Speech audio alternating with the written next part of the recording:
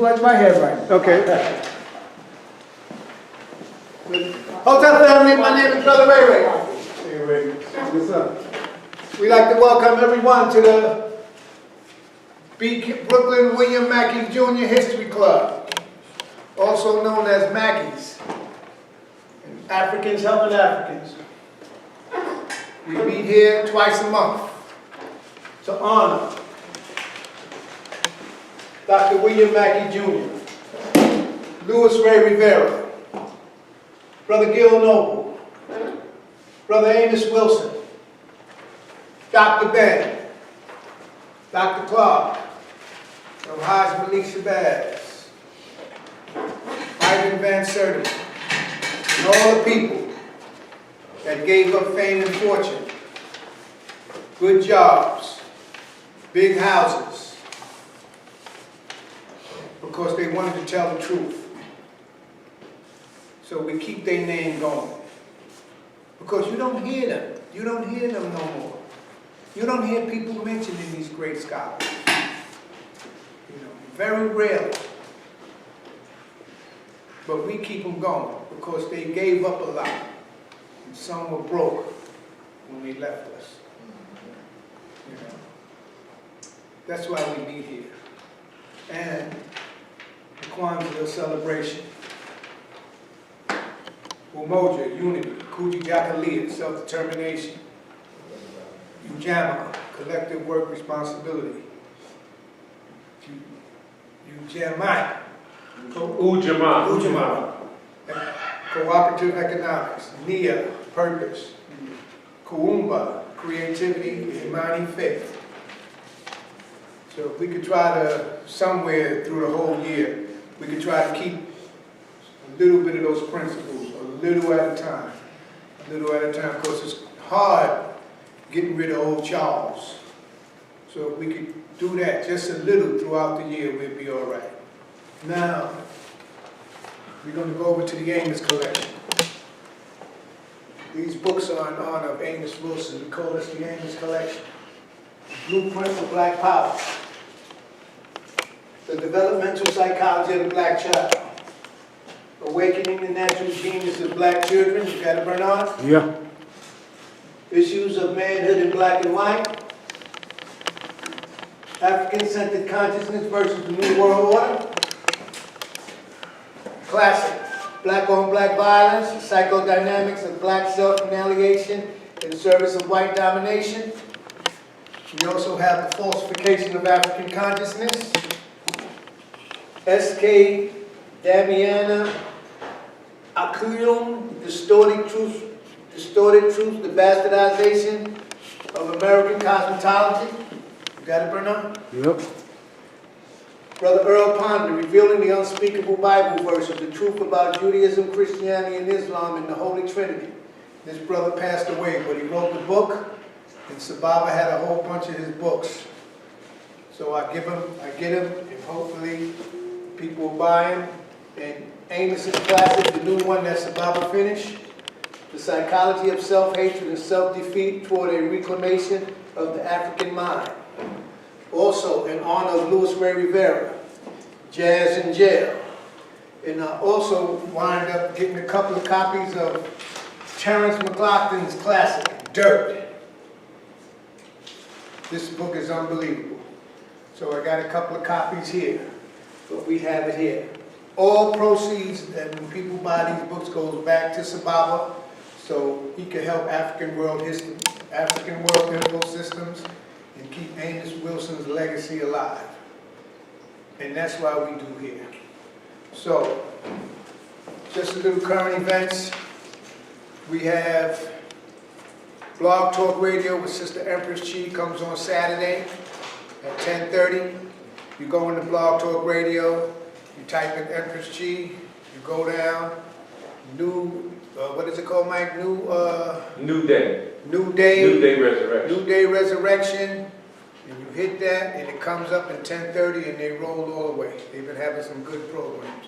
Also, we have Sister Keisha, Tad, and Ashe. Thorough Black Talk, that's going to be coming in for the new year. They'll be starting, and that's going to be Thursdays.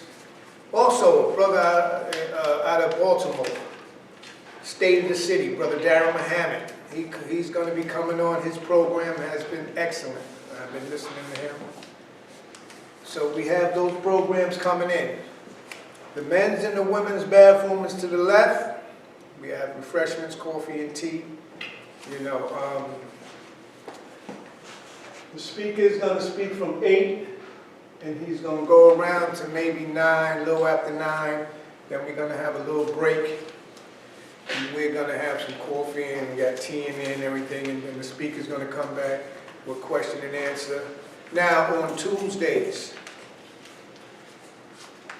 100 Blacks in Law Enforcement Program Community Cop on Manhattan Neighborhood Network.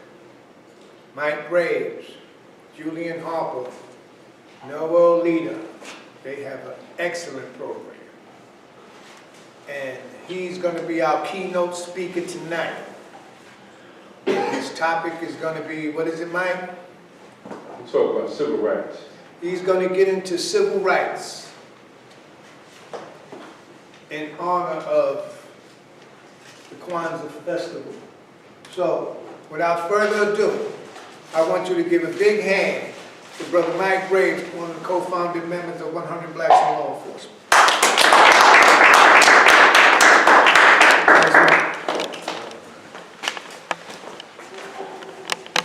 Say I am. I am. Because we are. Because we are. I am. I am. Because we are. Because we are. Those words are actually true and is germane to our existence to understand that.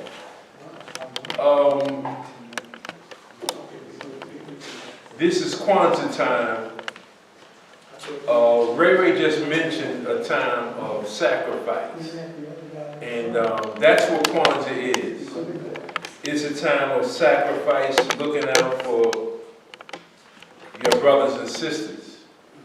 And in that sense, you observe certain principles. So today, let me start out by saying a Baragani. Baragani. No, you don't say a Baragani back. This is Kwanzaa time. What is today? What's today's principle?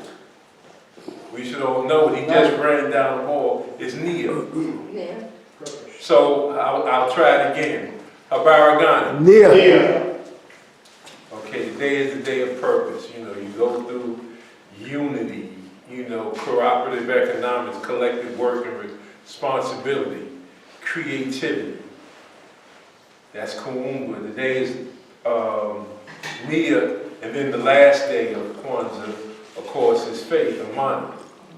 So all those principles, Brother Ray is right that you should try to practice them all, but if you can get in one in a day, you should get in more than one a day, but if you can do one a day and eventually find yourself rounding out where you can do them all, so the better. You know, you'll be made better if you can, you know, exemplify those principles. Some of us can do it better than others. Some of us is natural. You know, you just know some people that are just natural givers, naturally work good with other people, believe in cooperative economics because they understand for our survival, we all have to be together. I don't think anybody here wants to be the only black person on their block. You don't want to be the only black person on your job, the first one in your family to own a house, or the only one you can get around other people and brag about you own a house, or that you got sheepskin. You know, some people brag about that, and there's nothing wrong with having it, but you don't make people feel less than because you have degrees or advanced degrees and that other person doesn't, because that other person might be more intellectually gifted than you, but you just got the sheepskin. That might have to do with family economics and a whole host of things, as opposed to those who are very bright and intelligent and informed, well-informed. They have an information base, however, they might not have a degree. And for so many years, We've had autodidacts like Dr. Clark, who all of his degrees at one time were honorary. So Dr. Clark was teaching on an advanced level without any degrees. I don't know if we all know that, you know, but he's an autodidact, so he's self-taught. Though he had a lot of help, whether it was Arthur Schomburg and others. He had a lot of people that pushed him in the right direction and had him studying. But he's self-taught, self-disciplined in history, and probably the best natural storyteller we've ever seen in the ranks of history. We all got an uncle or somebody somewhere in our family that tells stories. Now, I don't know how truthful they are, but they're good at telling stories. But Dr. Clark had a unique way, which is so totally different from a Dr. Scobie or Dr. Jeffries and Ben and others. He had a way of telling a story that brought you right in and made you see it, made you see yourself. So it was germane and relative to whatever the subject matter might be. He found a way to touch you. You know, when a person says namaste, you're saying that which is divine in me recognizes what's divine in you, or the God in me see the God in you. You know, I recognize your spirit.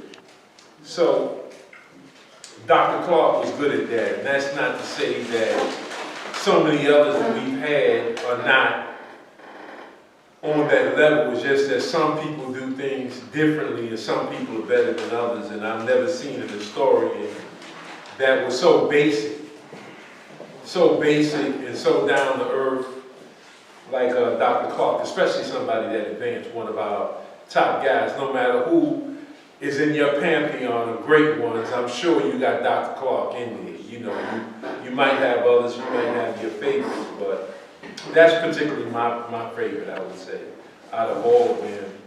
You know, but he nonetheless was a great storyteller. History aside, he's just one of them guys that can tell a fantastic story and say it in a way to really pique your interest and to pull you in and make you see yourself in a way you never thought you could see yourself. So in any event, I want to talk tonight about civil rights. Now, when I say civil rights, I'm not exactly talking about civil rights organizations, which I might do in a part two if Ray tells me to do a part two, then I'll do that and deal specifically with civil rights organizations. Did they answer the bell, and what did they answer the bell to, and what did they emphasize? I'll do that in a part two. If I get to a part two, I will do that on the civil rights movement, specifically with organizations, where they started, why did they start, and what did they do. And we'll get into those who were compromised or redirected from what their initial purpose was, because every organization has a mission statement. And you're supposed to adhere to whatever that mission statement is. Even if it's kind of grandiose, in the sense that it's very difficult to meet a certain standard. You're supposed to aspire to reach that standard. So we'll get into that on another occasion, those specific organizations and what did they do, and certainly most of us are very familiar with the traditional civil rights organizations. But I want to talk about civil rights per se, the way it affects you or ill affects you on a daily basis. And if I bring up some organizations, it'll just be because I have to, so you'll see what was happening in a certain area at a certain time. But civil rights is something that we look at every day. but in the spirit of Kwanzaa, and I'm glad that we have the Kente cloth, which is sacred in African culture. In northern Ghana, it's sacred and worshipped, and it's a whole story behind that, which I won't belabor the point, but it's a story behind Kente and why we should buy real Kente. We should not be buying that fake stuff from Koreans and Chinese and others. We should have the real Kente. If we're gonna have it, let's get the real stuff. I'm scared to test this to find out if it's real. Is it real? Real as it gonna get. No comment. What's the difference? Well, one is made by our people, and one isn't, and we should always find a way, to. But you said you was gonna touch it. You said you was gonna touch it. Most of the times, yeah. Most times you can touch it, you can tell. But it's a nice looking print, though. And most of the African Kente is thicker, so that's what I was just feeling. So it doesn't have the weave in it. It's woven in a way, and there's a story behind that, but I won't get into that now. Why not? I was told the story in Africa when I was in Ghana. But from the outset, I want to talk about civil rights and the diminution of civil rights, and not only the diminution, how it's in decline, but also want to talk about how it's been diluted, and in plain sight.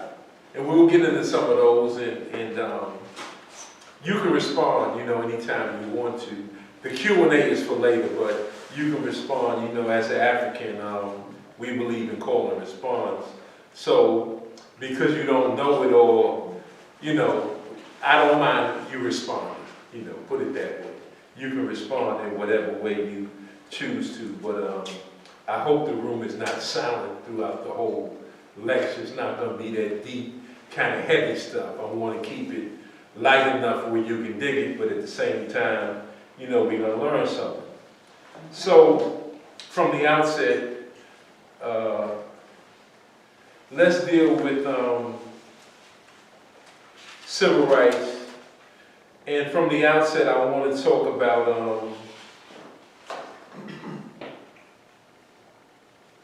when you think of civil rights, from the outset, you think of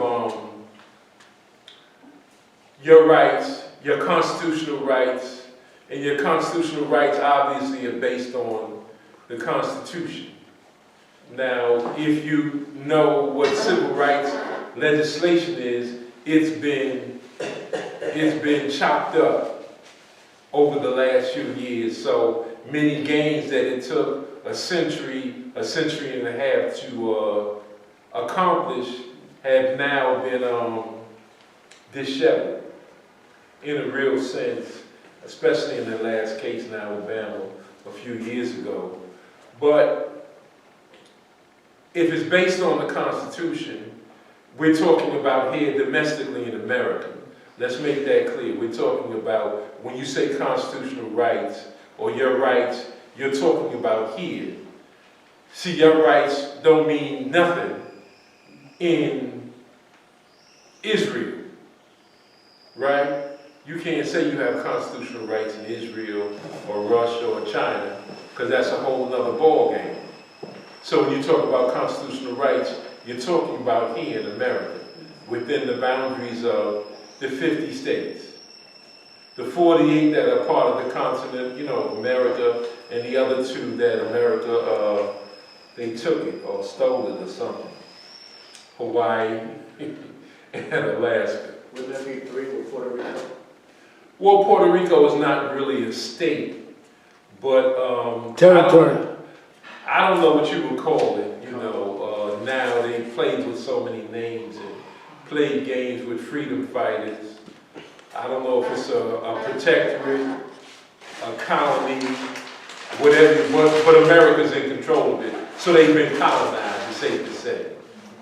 And they have certain voting privileges in Puerto Rico with respect to America, and they can get Medicaid and certain things are given to them, and they can cross the borders and they can work in America with very little interruption. Sometimes they get mistaken for Mexicans and Colombians and all that, and it opens up a can of worms, but for the most part, they have Citizenship. they have a level of citizenship, per se. But in terms of what you would call it, I guess you have to wait for Dr. Lewis' next lecture, because he does a whole lot of things on various areas and what they are considered with respect to the American government. But I'm not sure what you would call it, but I would lean more towards what freedom fighters call it.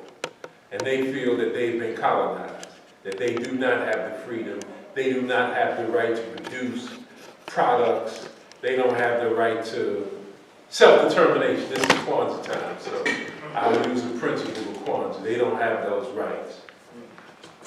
So most people's rights are ensured by the Constitution, but the Constitution itself is a coercive document of power and authority. So it's not like you buddies with the Constitution. It's a powerful document based on power and authority, and it can be enforced at the drop of a hat. It's that strong. Now, you can enhance your rights, or at least have them respected based on black attorneys that we've had. We've had some good ones, and we have, as of late, ones that are not so good. Now, if we think of black attorneys, can anybody name some black attorneys, whether in history or current? Thurgood Marshall? Thurgood Marshall? Yeah, Thurgood Marshall. Yeah, he was a good one in terms of civil rights. Bruce Wright? Who? Judge Bruce Wright? Yep, come Judge loose Bruce Bruce. Wright. Well, that's what white folks call him, Cousin Bruce. But Bruce Wright, definitely. Bruce Wright was a good man, an honorable man. The guy that fought for O.J. Simpson, what was his name that died? Johnny Cochran. Johnny Cochran. Johnny Cochran was good. I don't know, I'm not sure if you would consider him a civil rights attorney. He was a money-making machine. He was. But he had skills though, so you gotta respect that. Now, I give him credit. Before he came to New York, he did go back to one of his early cases with Geronimo Pratt. Yeah. So I'm gonna give him that, and that wasn't a money maker for him. What about the attorney down in Mississippi? The Yeah, black the new guy? guy, yeah, the new guy. Which one? The one that was down in the Republic of New Africa. What was his name? Y'all should know his name. Chocolate Bad. Chocolate Come on, man. Chocolate Lumumba. Chocolate Lumumba, He's a yeah. bad man. Right, his son is the man. His son's a man now. I don't know, I've heard some variance with respect to his son, the way he's doing things. But his father was nothing to play with. Oh, yes, his father. Chocolate Lumumba, I've never seen a black attorney come in practicing law in a courtroom with the dashiki on. And he was defending, he was automatics attorney. And he's a bad man. Chocolate, from the Republic of New Africa, he was its leader for years, and I knew some of his close people that were in the high-ups in that organization. Very honorable people and principled and upright. Their lives were always on the line, including Chokwe. But you're talking about a person who's very principled and dedicated. Anybody else, and that's a good one. C. Vernon Mason? Oh, man, why you dropped your head, man? C. Vernon Mason, there's people in this room that probably know Vernon, and Vernon is, he was an accomplished attorney, but Vernon's, his motivation is different than some of those lawyers you named. And his motivation, truth be told, is money. Louis Clayton Jones? Louis Clayton Jones, excellent attorney. Excellent. Very good friends with Maddox. They went to Howard University. Oh yeah, and he was he's a good brother. Yes. Clayton is a good brother and very astute, you know, with respect to law, Yeah. British law, you know, European law, as well as American law. Represent a lot of people. He excellent in that way and a hell of a historian also. Clayton, you know, similar to Alton Maddox, you know, great historians and you name some good people though. Any more? I'm trying to think of the I'm just name. trying to warm I'm trying you to think up. of the name of the brother, the lawyer who, wow. I think he said he was in the military and how he got so treated so bad in the military. Well, Then when he came out, he went when to you law talk school. about, you talk about, in my opinion, the baddest lawyer that ever lived. Yeah, brother, I can't remember his name, but I read a Anybody. book about, and I saw a Anybody. documentary. I don't It's know three why. names. Does that help anybody here? Three names. Charles Hamilton Houston. Yes, Yes. Charles. Oh, he the baddest. Houston, yes. He's the baddest. He made Thurgood Marshall. And he made a team of Absolutely. black attorneys Yes. The whole that team. challenged America in a way you've never seen in terms of the courtroom Yes. in the 1950s. He brought them up and I'm glad he remembered that aspect of Charles Hamilton Houston because he was not going in a direction to be a great attorney. No. Matter of fact, he wasn't even in law school. He went into the military after he got his bachelor's. And they treated him so bad, you have to remember, this was World War I. So they treated him so bad, they meaning fellow American soldiers, white soldiers, treated him so bad, and they threatened to kill him. They treated him so bad, and they had him in a position where they could have killed him, and some brothers came and helped him out, because he would have gotten it, because you know, when you overseas, you know, all the rules disappear, and you can do all sorts of things. So his assistance came from black men, and he never forgot that. All the mistreatment and putting him in the caboose where he was in a freezing car, you know, a train. He was in the back where there wasn't heat, and it was bothersome, and he had to fight a few times, and so when he got out, he decided to go to law school at that point because he was going to fight for us the rest of his life. And those that know Charles Hamilton Houston literally know he literally never went to a party from that point on. Everything was studied every night. You know, literally he ran 19, 20-hour days. Just studying. You're talking about somebody obsessed with the law to beat them at their game.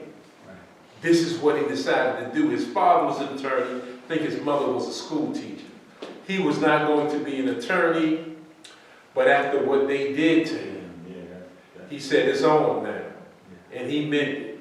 So he is the exact opposite of some people you named, and I'm not isolating Vernon in any way, but Vernon is about that dollar, and so many other attorneys you might have named about money. Like I said, you know, one thing about JC, you know, Johnny Cochran, is that he did go back before he came here to take care of Geronimo Pratt. Right, because when he first came out of law school as a new jack, he really couldn't help him so much because he was new raw. So Yeah. but he did tell him, I'm gonna come back, and he did help him. No, he did come back. Yeah, he did come back and help He him. did come back, and the thing is, Locked up almost. he was a millionaire, obviously, you know, so many times over. That money. And, well, that's what you do a lot of times when you are in, LA and you're dealing with a lot of Hollywood clients and you're getting a whole lot of entertainers out of trouble that they get into. And you know, sometimes you gotta do it in courtroom, other times you just settle. But in any event, you know, Johnny Cochran was well accomplished. Most of the world knows him because of the O.J. Simpson case. But he had a lot of big cases before that, but that was as big as some people called that at the time. Trial of the century was not the trial of the century. Because O.J.'s whatever transgressions he might have done did not equate to it being a trial of the century. Back then, the Lindbergh case, they called that trial of the century. And then within a year, 94, 95, you had the blowing up of a federal building that killed 173, something like that. Around 170 something people, and quite a few, 19, 20 of them were black children that was in the daycare. So, whatever you think of OJ, it does not equate to things like that. So that was not the trial of the century, but because it was OJ, and if you know OJ's history, he was the first black athlete to reach honorable white status, where he can actually be in white folks' bedrooms and they would actually watch his movies, enjoy his commercials. You know, old white woman, go OJ, when he was running through the airport and he would jump over like a turnstile or something like that. Hertz. You know, he did some car commercial. He did a car commercial. He did Hertz. I don't know if it was Pepsi Cola, Coca-Cola, but he did a soft drink. I wonder white people like exercise. He was making money. He did the movie The Klansman. Yes. And he was and he was like a black hero in that movie, if you remember that. Absolutely, bro. So that's real acting. He was killing them white people. That was real acting because he's killing white people. You know, and OJ treasured black or white flesh. He did. In the real life. He did. Real He did. You know, but in that movie, you know, he was putting in some work. Oh yes. You know, in that movie, but it was a movie. It was a movie, but it was, you know, Yeah, it's entertaining. Yes. I would put it that way. Now, You ever heard of Conrad Lynn? He's another great black lawyer. yeah, Conrad Lynn. What about Africanus Scipio Africanus Jones? He was the one that did the case in 1919 in the Elaine massacre when a whole lot of black folks got killed in Arkansas. Oh, they was just talking about that on BAI. That story you just talked about. Is that right? There was a black woman who said her family, her uncles and aunts and stuff was in that. Related? Oh, was in that thing in Arkansas? Was in that thing in Arkansas. Okay, well And this what led her to become a lawyer, and she's still fighting to get Let me tell you. and justice for that case. Yes. Scipio was a bad man. Scipio Africanus Jones. Okay. Bad man. Okay. And he was brought in. He was the top black attorney in Arkansas, and he would have traveled even if it, you know, whatever it took to get there to defend the. They had 20 something that they initially charged, but he defended 12 people, and you have. This was 1919, correct? It was 1919. 1919. Red Summer. Yeah. At the massacre, it was a red summer, right? Yes. Those who know, that was a red summer between 1917 and 1919. Yes. So many black people was killed in America. It's just, Yeah. you know, you don't even have a number on that particular one. That's the Elaine massacre. Right. And that one, they tried to say, you read some accounts where they said it was a dozen black people killed. It was ridiculous. Eyewitnesses saw over 200 black people being killed in the street. I mean, these are black folks that got away. Yeah. So we're not even talking about people who was hiding. We're talking about people who saw mobs of white people just running around with guns, rifles, and the like, baseball club, you know, bats. and all kind of stuff, just killing and running up on black people and killing them over a 2-day period, September 30th and October 1st of that year. And it was right after the summer. And Scipio came in and Bad Brother and was defending them. And it's a lot to that story. And even in that, you know, with black attorneys like him, you see cases where white folks caught up with, you know, black attorneys like him and some other ones that, if I can get to it, I'll name them, that they got hemmed up, and it was always brothers that came through that knew what was going on and got up with them just in time. And that even happened to Attorney Maddox. You know, one time he got saved in Georgia. Yeah, he always talks about the history of Georgia Maddox. Yeah, and that particular one, Yeah. Alton was with, I'll tell you the attorney. It'll come back to me. The attorney, it was a smart, bright attorney in Georgia. Trying to remember his name, and actually, the Supreme Court Justice, the only black one we have now, did him in. Clarence. What's that? Clarence. Yeah, we only have one. It's Professor Clarence. Mackey's, you know, Professor Mackey's cousin. Is that right? Yeah, he's on Clarence Thomas. Yeah, he's hated. Oh, Really? Yeah. Okay. Well, He said that? Yeah. Matt? well, let me tell you. What he did was they didn't like that brother, because that brother was winning a lot of cases and defending a lot of black people, saving black property, houses, what have you, a whole lot of things he was doing. And they needed something on him, and Clarence came down, and he was, I think he had just got out of law school, and Clarence comes out of nowhere and want to hook up with the brother like he really want to do what that brother's doing, because that brother's kicking butt.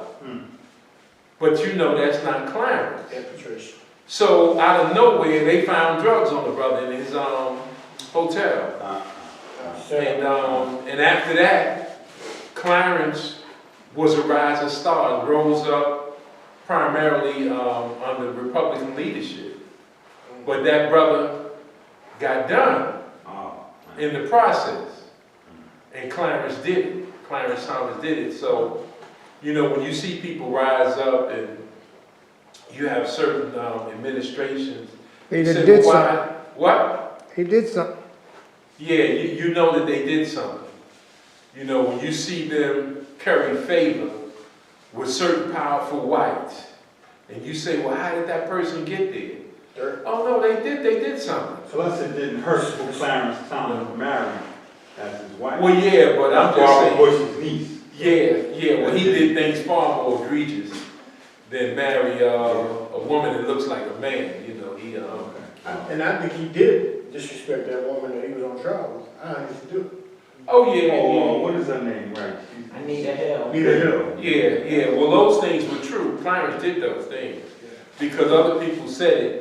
Now, even if you say it in a joking way, you know, part of a working environment is that you might have the latitude with your jokes. However, once a person, male or female, tells you that they find those jokes offensive, You're supposed to stop it. you got to stop at that point. See, you could, as a man, crack on a woman every day and tell her how good she look. Wow, you look good. You know, I was thinking about you. You know, I was thinking about, you know, what you think about us going to lunch. You can do that all you want until she lets you know that it's bothersome. Right. Once she says, I'm offended by you commenting on my clothes every day, what I have on. When you keep insisting on us going out, you're offending me. At that point, you have to stop. And now they get tested about that on these jobs. Well, yeah, you can, and this is why, even if you have a high-ranking position in whatever job it might be, there are rules. And once you violate those rules, you can be brought down a peg or two by the lowest person in the secretarial pool can topple you from grace by your insistence on offending her. And Clarence Thomas, I think it was the EEOC when that happened, and he knew better. He's an attorney. He knew better, but he did that to Anita Hill. And but he was well protected. You know, he had people that was protecting him. So he, as a matter of fact, after that, he became even bigger and more pleasing because he owed the Republican Party that saved his bacon. So now he was even bigger after that. But I just wanted to see what attorneys you knew, and those were some good attorneys. Now, what about now? Who we got now? Who's the attorney of record now when they talk about civil rights?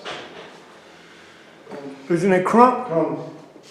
Yeah, well, I wish you would have said it. I wanted to see Oh. if who knew. Benjamin Crump Benjamin Crump? now is considered the heir apparent to whatever you thought of a Thurgood Marshall, Charles Hamilton Houston, and others. He's the attorney of record now that gets all the major cases. He's able to cross state lines and go from case to case. And obviously you know why, because I've discussed it before. Why is he able to go from case to case without a problem? Anybody knows? Well, he never calls for any police officers to be arrested in jail. He doesn't call for charges. When he goes from case to case, he goes for their justice settled. There's going to be economic recompense, and that's it. He doesn't bother. He's not demanding to any district attorney's office that they file charges against any particular police department, sheriffs, correctional officers, whatever the injustice might be. He does not go after them. He basically goes for a settlement with the family, and that's about it. And that's totally different from what some of the lawyers, whether it's a Chockway or whether it's an Alton Maddox and others, that's not what they do. They do things a little differently than getting the settlement. As a matter of fact, the settlement is the last thing. You know, there's so many other components to this. So we know why there's a diminution of civil rights is primarily because we don't have the same cast of characters that are doing these cases now. When you have Ben Crump, or you have, even when you have a Loretta Lynch or an Eric Holder as the Attorney General, it's down. It's a spiral, it's a downward spiral. Where you would think that those positions are so powerful, and yet it's a waste when you put certain people in it because they're not going to use their authority to get things done. So that's the lawyers. So I want to paint a picture to show you how we have allowed the diminution of our own civil rights, either by not addressing it. There's thought, speech, and action. You have to have thought, speech, and action on these cases. Because if you don't, you're going to lose a little bit today, tomorrow, the next day, and before you know it, you literally back in slavery. Well, everybody else is piggybacking off of civil rights now. Well, that's part of the diminution. In other words, let's say in civil rights, and I'm not even talking about organizations, like I said, I'll do that the next time, but in civil rights, does the gay movement have anything to do with civil rights? Nope. No. Then why do all of the major so-called civil rights leaders qualify their statements by saying black people leading in this, whether it's heart attacks, high blood pressure, and boom, boom, boom, or we're systematically being held out of this type of employment, we're being discriminated against in housing, we're not getting these job opportunities, and then as quickly as they say that, and they say gay rights also. Yeah. Well, They talk about they've got, trans, they talk about homosexuality, they talk about same-sex marriages, and they're equating it with civil rights. but they've got antiquated with that new shit. They call it human rights now. Yeah, yeah. No. Human rights is totally different. But no, they Human mix that rights. into civil rights. I want to I say know. something about that. Okay, what's the difference in civil rights and human rights? Civil rights limits you to being a civilian within the bounds of the U.S. Government. All right, under the civil rights legislation. Okay. Human rights supposed to allow you to have rights as a human being under the legislation of the United Nations, the way Malcolm X was explaining. But they So you're mix saying that. They mix that. Hold on, Bernard. Hold up, Bernard. Now you're saying that if it wasn't in the United Nations, it wouldn't be human rights, because it's predicated by the United Nations. That's a good question. No. No. When you say human rights, you're saying your right to exist as a human being. In other words,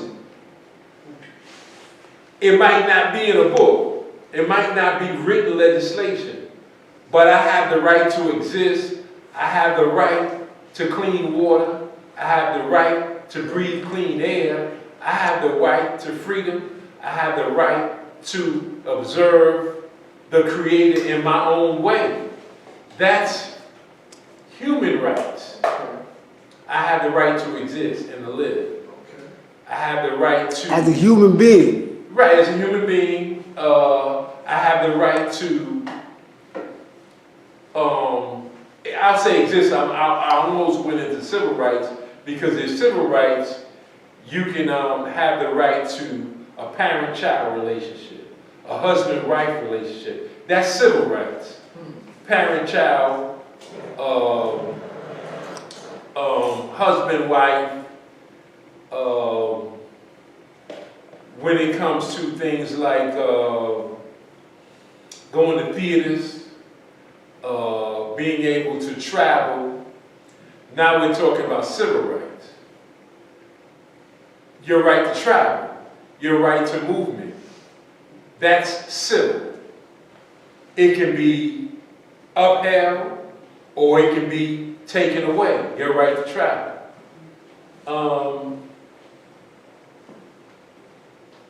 Right to travel, well, Moses, that's what the Moses story is about. The right to travel, if you believe in Scripture in that way. The right to travel. If you believe, in history, did Rosa Parks have the right to travel? Did Paul Robeson, the right to travel? Could he go anywhere he wanted to go and say what he wanted to say? So I'm just saying that was taken from him. Civil rights. Civil rights can be taken. It can be given, it can be taken at a moment's notice. You know, or all of us can be bound tonight by martial law. Tonight. Somebody can make that decision. That's civil. No one is supposed to be able to ill affect your human rights. Now, we don't have an august body to ensure our safety with respect to human rights. Right. In other words, anybody in Chinatown, the Chinese, they have a government somewhere out there, far, far away, on the other side of the world, that will not allow you to hurt, harm, or endanger Chinese people. They might be American citizens, born and bred in America. However, they're Chinese. It doesn't matter where they're at. They're Chinese. And so they got a government. They have a body that will speak for them even if they can't speak for themselves. That's human rights. Now, if even Russia saw white Russians here in America being put into concentration camps because of whatever is going to happen in this next administration with respect to Russia, spying and all these other, counterinsurgencies and all this stuff that might go on, they will not be allowed to mess with Russian Americans because they have an august body. They have a government. We have nobody. No, we don't have. We don't have We don't have that. that. Now, the brother did mention United Nations. Then what is this thing, the Moors? How, the Moors? Yeah, this thing that's saying that they represent the Confederation of the United States and that, that this is still their land. Right, What is it? right. Okay, Tariq Bey and all those guys. okay. Well, let me just say this about the Moors. The Moors are, a lot of things they say, I wouldn't say all that they say because everybody's got a story and everybody got some good things that are good. But you're living in a mythological world if you believe you are not under the auspices of the American government. So I could be born here in Harlem Hospital, lived a few years in Harlem, and moved to Brooklyn. And suddenly I adhere to the Moorish science. And now I tell the police department, you don't have any authority to effect an arrest on me. Man, come on, man. Stop it. Well, hold up. But they don't want to fight their own cases. What you gonna say that? They don't want to fight their own Let cases. me Hold tell you. up. Let's hold up. Let me- Then you can say. Let me tell you. As a matter of fact, I want to hear his experience. I'll even do this I want to hear better. your experience with that, brother. 'Cause I know you I've got. been to many All right, classes. fine. Yeah, but hold up. I want to hear. Address my. Here's what. I want to hear his experience. I know he dealt with it. This is what I'll say about that. To the Moors. There's a sister in Baltimore, because I won't even say me, or I won't even ask you about your own personal experiences with Moors. There's a sister that we can all look at her case. Her name is Corinne Gaines.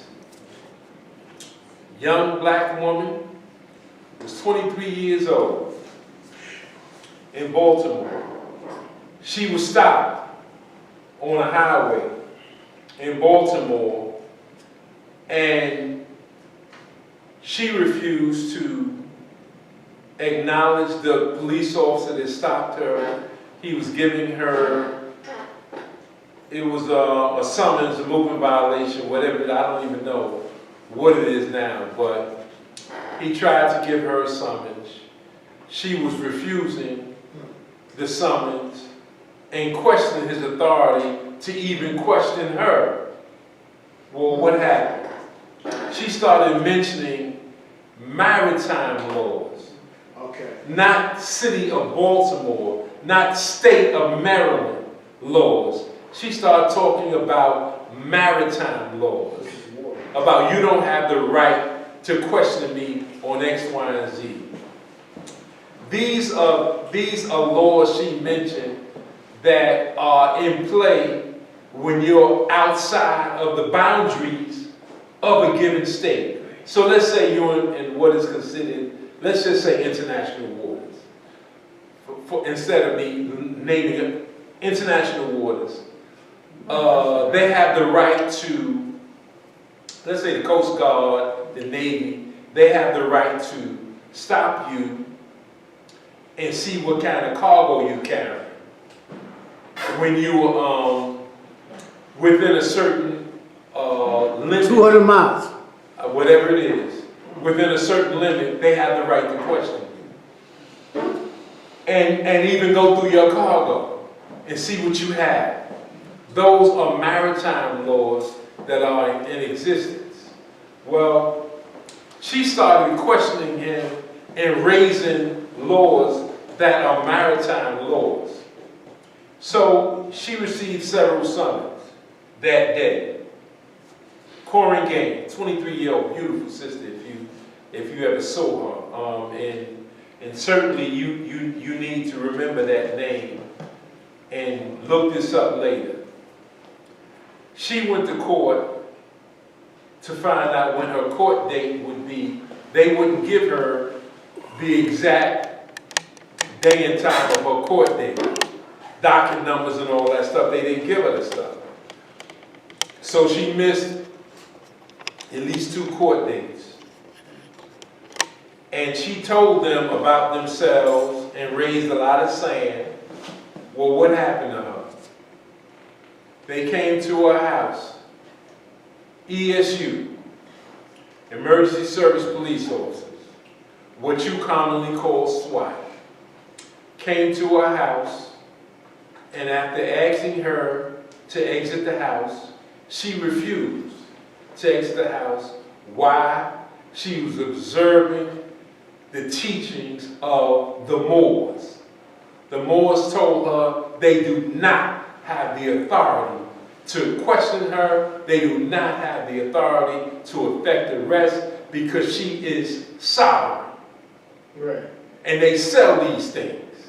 right. They sell you packages. Bullshit. Hold up. They hold sell up. you packages. Hold up. No, you just said that the stuff. No, burn on, burn on. Man, come on. Stop. So now, Let them finish. So now, they sell you these packages, and you buy them, and then, unfortunately, you believe them, that they have no authority. Well, she stayed in her house. She had 2 children. Her boyfriend was there with her, or maybe let's be respectful, I'll just say her fiance, because he had a child with her, and he left. That's a whole other question, you know. Why would he leave her in a house that's surrounded by police Why the officers? hell was you caught up on that? So he left her with the baby. He left her with his baby, who was a toddler. But the 5-year-old child, her son, remained with his mother. Well, what did the SWAT police officers do? Fired. She was on FaceTime. So you actually saw it up until the shooting occurred. She's talking on FaceTime, and they intentionally showed a picture of her with a rifle in the house, which you're allowed to have in your own house. They showed her with the rifle in her house. They used the compound, went through the back, they had eyes. You know, that's what it's called. You got eyes in the apartment. They saw her laying down on the floor with a rifle, defending what she believed was the truth. They waited, and after a while, they asked her several times to come out. As I said, the fiance and the toddler went out. She remained with her 5-year-old son. Well, they waited about a half hour, whatever amount of time, after asking her several times to leave. And they killed her. Straight up, shot right in there. This guy who did the shooting was so good. Her son was right next to her. They wounded him just to let everybody know just how skilled he was. Wounded the boy, didn't kill him, because he was, you can't, you know, that's not going to fly. You kill a 5-year-old little boy. But they killed her. And the boy is standing there trying to wake her up, trying to wonder why she won't move. And they straight up killed her. Didn't have to. They had what is called containment. So they were in control of the situation. No, go ahead. So now she's dead, believing documents that ain't worth the paper that is written on. And she's dead now. A shame. How you spell her name? Corin Gaines. How you spell Corbin? K-O-R-R-Y-N. Just say it in the Google, brother. Say it in the Google and it'll come up Come automatically. up down here because I don't have a right. K-O-R-R-Y-N. Gaines. G-A-I-N-E-S. Okay, Mike, let me ask you this, brother. So, I mean, you ain't, you're Just not quickly, saying, because brother, I'm not on Q&A yet, but go ahead. you're not saying that, like, what happened to her, that was just all her own fault. Is that what you're saying? Or No, I'm not or saying you this- blaming it on the Moors, that they sold her the papers and she bought them. Now, I've been to a lot of the classes, brother. I've been to a lot of the classes. Okay. I'm gonna be honest with you, I have never bought the package, but I've been to them classes. Okay, so Okay, this is what I'm saying. but y'all can do that on, when they get my Yes. answer. So I'm just saying that this beautiful young sister that haven't even lived yet, 23 years old, is no longer with us. Some of us can't feel anymore. And I feel for you if you can't feel the loss of life. This is serious stuff. I don't want to get into no silly philosophy that has no standing. Not when another black woman is dead as a result of listening to that. And the police ain't gonna What listen did to they do that. about that, the Moors? Nothing. I didn't think so. Nothing. I didn't think so. I didn't think so. They ain't do nothing. You ain't heard from them again on that. Do you know to now So- claim to be a Moor, you have to let us, register? Okay, go ahead, Mike. I'm sorry. So, with Corin Gaines, man, look, I'm going to respect your philosophical base and your teachings, but not at the loss of human life like that. They disappeared out the back door. They did a Michael Jackson moonwalk on her. Brother Raheem said he never bought a package. Well, there are a lot of people that buy those packages. They buy those packages and really believe what they read. Now that sister's no longer with us. A lot of them. They will kill, murder, So- and destroy you if you don't respect their authority. So- Let me ask a question. Respect, oh, Because you I'm respect ignorant. their authority, brother? Yeah, because Hold on, this hold is- on, hold on. Go ahead, Doc. If I'm not out of place, I've heard of the Moors, but if somebody could take 2 minutes to explain to me how the people who are Moors, how did they get here? Because I don't know, I'm just asking. Well, the more science, it goes back to the turn of the century, the turn of last century. Which means, what, how did they get here? the person. No, it's the people that came from when Noble Drug Ali, not Achaemenid, there were a few people that taught that here, but it never really stuck and had standing in the black community until Noble Drew Ali. So all the people who taught that prior to, whether they was whether they were European or whether they were like Pakistani, Indian, Okay, that taught that. where is the origin of us who call ourselves, I'm only asking, who call ourselves Moors here? How do we get here? Can I answer? That's what I, yeah. Can I answer that? They claim that the entire continent, the entire planet, everybody was a Moor. They claim that the original pyramids were built over here, and then they were built in Africa later. They claim that they use other words like, I think, Maghreb or something like that, to say that this is a Moorish terminology. So according to them, we weren't African, we are all Moors. No matter where we are on the planet, everybody is a Moorish The background. question is, what did the ancient Moors, or what did the Moors look like? Were they classic, did they consider Like themselves us. African, Chinese? Like me, you, Ray, Raheem, Moors like are- African. The Moors died. Hannibal. Hannibal wasn't no Moor. No, wasn't no no. Moors. Hannibal was a mulatto. The Hannibal was during the Punic Wars. The Moors we're talking about, the ones who originally were called Moors or Black Moors, what have you, were the actual ones, Africans that went into Spain, went into Italy, Portugal, and places like that, and civilized it. These are people that, Africans that had Arab influence. Many of them were Muslim, but they were African. And so everything from African civilization, and that includes also the Nile Valley, you know, learning, university level teachings, they brought and civilized people who didn't bathe. People didn't understand the necessity of washing daily. They didn't have the written word. These are people that did not have libraries. They didn't have organized structure. And so the Moors brought a lot of that to Europe. And the Moors basically ruled for about 8 centuries. That's in Spain and Europe.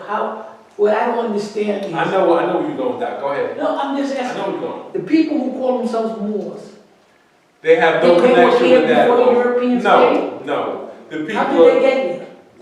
That's all I'm asking. It is just it's a transplanted doctrine. It's not like they are us. Yes. These are people that got something and then they just started applying. Unfortunately, this comes out of a time. This comes out of a time where right after slavery, you got to remember, we came out of slavery. We came out of convict leasing. You know, we came out of a situation where we were basically illiterate, most of us, and those of us that could read were fortunate. And we came out of a situation where these were desperate times, and you needed something to grasp onto. And the same way materialism makes you feel good, a certain philosophy that never would have taken hold among black people was able to grow right here in Jersey from Noble Drew Ali. I think that's where they started, and then they were able to branch out a little bit. But the people who, I mean, they claim silly things, and I mean it, silly, and I'm glad it's on. They claim silly things like they were the first black president was a Moor. Yeah, which is a lie. John Hanson. He wasn't a president. John Hanson was a white man. They say that John Hanson was the first first president, period, of America, was John Hanson. Right. John Hanson sat over the Articles of Confederation, right there in Philadelphia. Sat over that where they had 7 years. You were able to sit for a year. Later on, people said, well, that was a president because you were in charge. You're talking about a situation where the 13 colonies had at least 3 to 4 designees. So that any time in the room, when they were going over this Constitutional Congress and developed what later became the Constitution, there were as many as 50 people in the room at any given time. None of them, Doc, were black.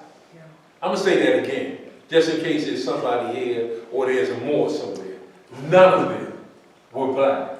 These are the so-called founding fathers, where you had George Washington, Franklin, Sam Adams, John Adams, Hancock, Madison, Thomas Jefferson. Right.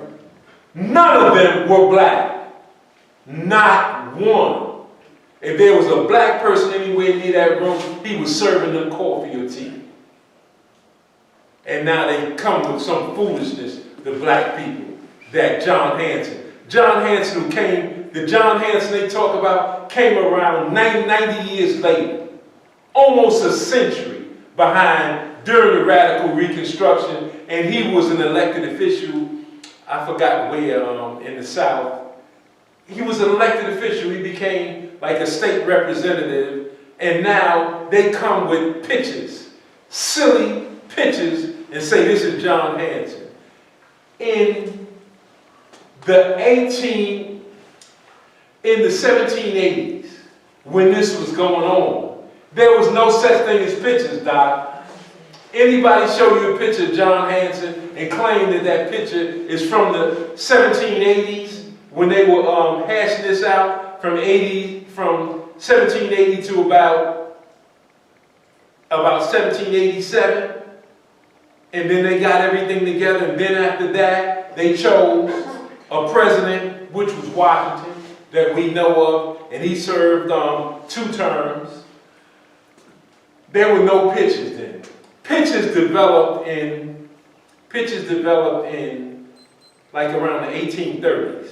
And don't hold me to it's in the 1830s, and then they became popular by almost 1840. It started it was more done in places like France and Europe. They were developing photos by then. And it was here also. So by the 1840s, you can find a photographer in the 1840s. That John Hanson they talk about came about 50 years later, 40, 50 years later. But the time we're talking about is the 1780s. So there was no picture. All those things you see are the so-called founding fathers, and you see 45, 50, 52 people in the room, or you see it on dollar bills and all that stuff. Those are portraits. Now, do I have to explain the difference in a portrait and a picture? Everybody here now can take a picture. This takes pictures, not portraits. Portraits require what? Paint, a frame, and skill. When you see pictures of George Washington, those are not pictures. They're from portraits because they were painted. In his time, there was no photographs. More show you photographs of ancient Kemet. You say, man, how'd y'all get that? They show pictures. Man, don't get me started. I don't even know what I'm talking about. But I'm going to stop now because it's after 9, and I'll try to come back to civil rights. But we're going to have to do a part 2, Ray, because we can't make just 2 minutes. Go ahead. We're going to get you anyhow. Quickly. Just something for you. I'm completely ignorant of it, so I'm not talking. Just something for consideration. In the Constitution of the United States, they tell you who is in the United States. They tell you they're white people, men and women. They tell you they're indigenous people within the. If you're in the border of where white people control you, they told you they were Indians. They said they were white people, men and women, and then they were Africans, half. But someplace along the road, they deleted the final stage because they had another classification of people in the 13 colonies. That classification is called infidels. Okay. The three individuals that they identify as infidels are Jews, Muslims, and Moors. It brings me back to the time when Doc... In other words, non-Christians. Well, go ahead. Right. At the time when Doc reminds us that when we lost in Spain and France, he said that some of the deportation of Africans in Spain when we lost power were some of the first Africans brought to the Americas. And it stands to reason, but you got to check it. The individuals who invaded and took Spain, Portugal, and France, they came from Africa, right? Yes. And as he said, they were Africans essentially. Some of those Africans, Dr. Saying Dr. Ben is reminding us to recheck. They took a group of Africans out of Spain and deported them as slaves. Those people who were in Spain, Portugal were Africans. Some of them carried the religion of Islam, right? Muslims. Right. The Jews that were there, they tell you, had no problem with the rest of them because the Jews that were there were the black Jews. And the Moors they were Moors. So when I hear it, when they took us out of Spain, they took Moors, people call them, they took Muslims, and they took Jews, look like every one of us. So ask them, are they alluding to that evidence that we got there as Moors? The people, the Spanish took out and deported the us. All look like us, and we were Okay, Muslim. but I'm gonna stop here, but we're gonna go Now, just back. ask the question because I'm confused where Okay. the Moors come from. Okay, we'll pick this up right on the end, but we're gonna stop now, but just again, remember, Good question, I know that- what you mean by that too. I understand the concept. we gonna pick this up. 'cause We're gonna have a little break. Makes All right. sense. That's So it. we'll stop right now. And we'll, okay, we back in effect. I think what we took off, was there a lingering question about the Moors? Or are we clear? I think somebody has some questions about the murder of the young lady. Yeah, I had a question, brother, Go ahead. about the story about the young lady, Corin Gaines. Corey Gaines. Now, I just want to ask you, brother, are you saying like what happened to her was like totally her fault? No, Oh, okay. not at all. No, Because no. I wanted to just. Okay, but I'm glad you asked that because just in case I gave the impression that it was on her fault or that somehow she was inept in any way, she just believed what she was told. Quite simply. She believed in a certain rhetoric, which we all respond to outside stimuli one way or the other. Some things we accept, some things we reject, and some things you want it to be true because you've been stepped on so long, you want it to be true. So in your own reality, you exercise it as true. You know, we need context and perspective, but sometimes the pain is so deep that we lean towards something we hear because it's pleasing to the ears. And you ingest it. And when you ingest it, you act it out. As I said, thought, speech, and action. She acted it out. And she did not know that the police department does have authority over her. That the dictates of a city, state, and federal government does have that authority. Now, just because you say they don't have that authority does not make it so. Because when you're behind bars, or if you're in a coffin now and people are crying over you, now what you're going to do? What's going to be done for you now? What's the follow-up? Where's the victory in that? Where is the victory in that? So that's why it upsets me to see a black woman lose her life unnecessarily. The onus was not on her. To me, the onus is always on the man to protect the woman. Now that might be old-fashioned, that might be something that's real. out of the past, but that's the way I look at it. So No, but if she believed it, then until you can bring truth and reality to her, protect her. Protect her. Save her from what you know not to be true. So she should have been surrounded by those. You gotta love her enough to protect her. You can't walk out on that situation, which is what her friend did. Boyfriend, fiance, walked out with the toddler. It was 4 of them in the apartment. He left with the toddler, and her 5-year-old son remained to protect his mother. 5-year-old. A 5-year-old. Stayed. And he's traumatized for life. Don't know nothing. Yes, he's traumatized, absolutely. Glad you said that. Traumatized today. Here he is trying to wake her up, not fully cognizant that she's dead. For believing I wonder in that believing situation what she that they didn't have authority over her.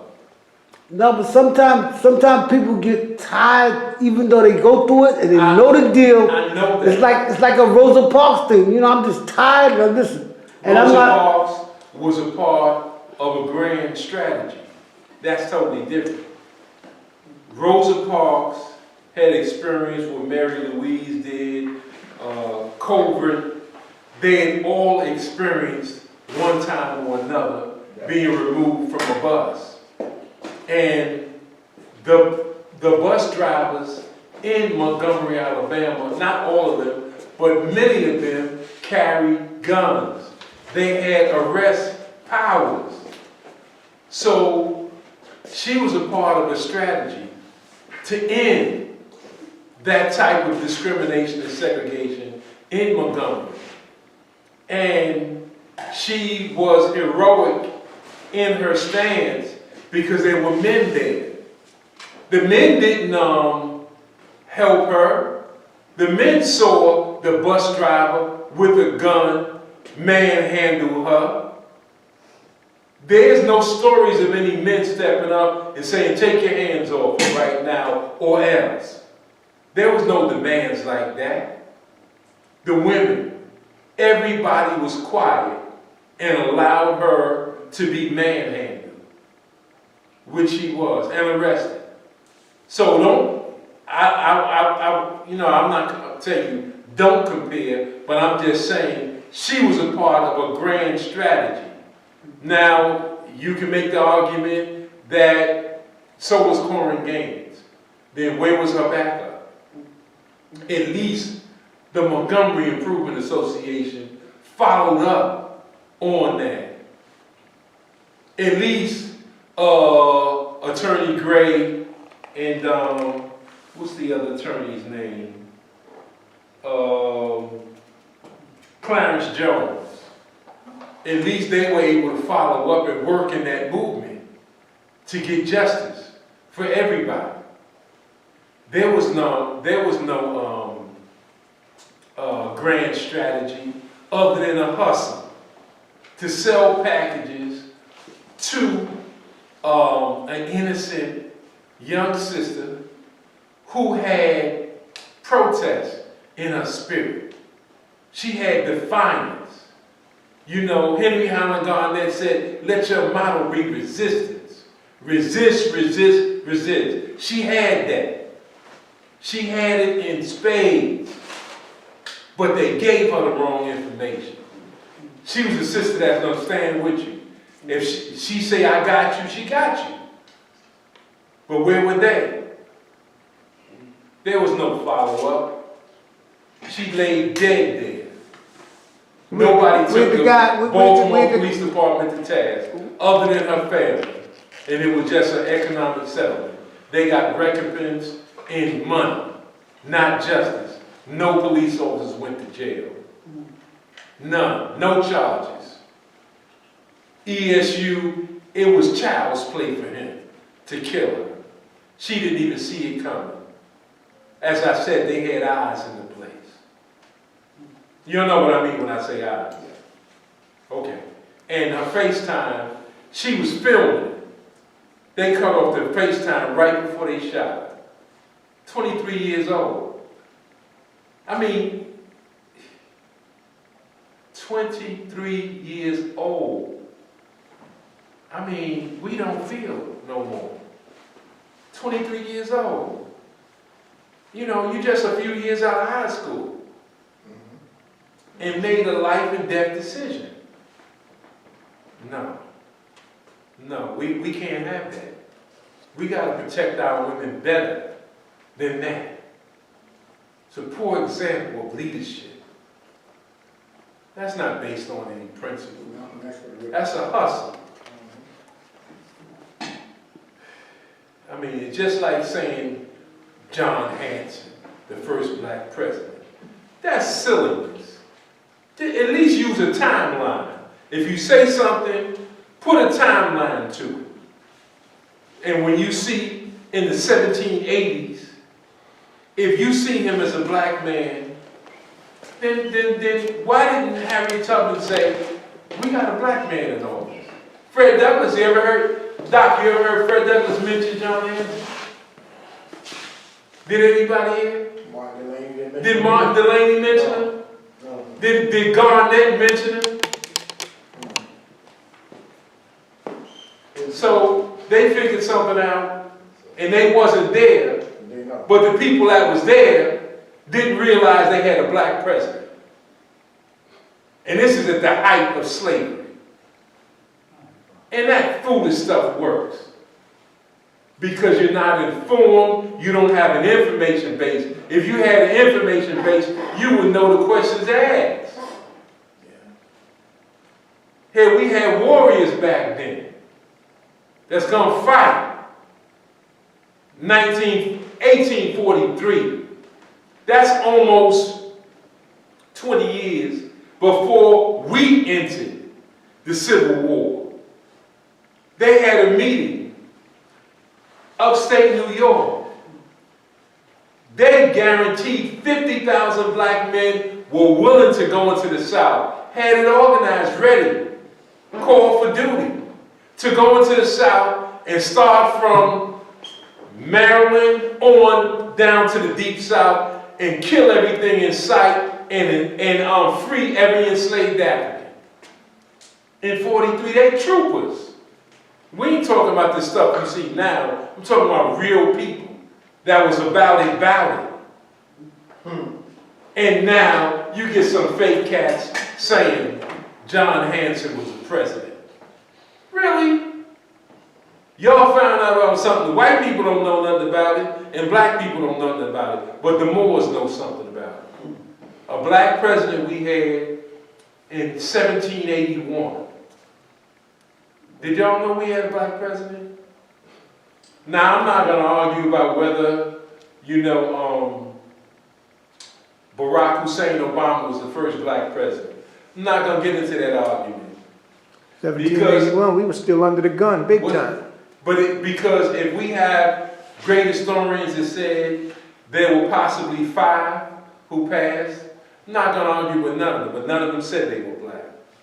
So damn it, they were white. Yes, sir. All right? They were white. The only one said that he was a black man was Obama. And that's it. I can name those other guys, and they sure look white to me. And even the ones that you can see weren't quite as white as the average European, they were heavy-handed, ultra heavy-handed when it came to black people.